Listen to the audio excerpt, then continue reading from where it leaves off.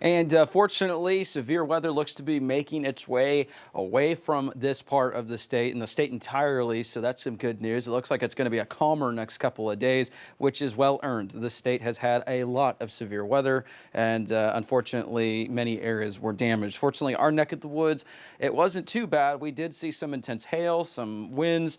Right now, you can see across the area, it's kind of a gloomy evening, but we'll go to the Springdale, Karen. You can see there's a little bit of a break in the clouds there. 48 at Springdale, elsewhere around the region, 40s and 50s. Now, the reason we're showing you that break in the clouds is look over the next several hours. It'll be cloudy this evening, but overnight tonight, that's going to change as clouds are going to drastically clear out, leading to a drop in the temperatures before daybreak. And when those temperatures drop, think of a styrofoam cooler that you take with you anywhere, especially during the summer. When you put that lid on it, it keeps the air from escaping. Well, the lid or our cloud cover, it's been lifted, that air is going to escape, and then those temperatures are going to drop. So we're going to have that throughout the next several hours overnight tonight.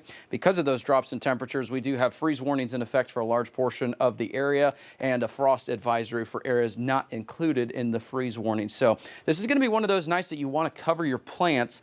It wouldn't even be a bad idea to cover outdoor pipes in northwest Arkansas as well, especially because some of those lows, they're going to be in the upper 20s tomorrow morning.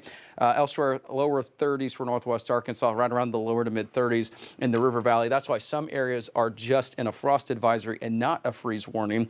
But needless to say, it is going to be cold tomorrow morning. There's even going to be a little bit of a wind chill factor. Tomorrow morning, north winds are going to be around 5 to 10, some gusts up to 15. So that's going to lead to those winds feeling like they're in the 20s across a large portion of the region, even cooler in the River Valley than the air temperature as well.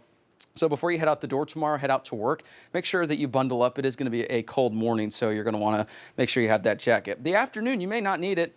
Around the 60s and upper 60s across the area. Sunny skies as that high pressure pushes into the area. So it's going to be a nice afternoon, but some shaded areas, it may feel a little bit colder. There may even be a little bit of a freeze as we head into early Tuesday morning as well. So here's a look at that forecast as well. Finally, the last impact that we're going to have, allergies. Now, our friends at Hedberg Allergy and Asthma, they sampled the atmosphere and they saw that the highest pollutants were grass and tree pollen. So if you're having any sort of allergy issues, well, that's why.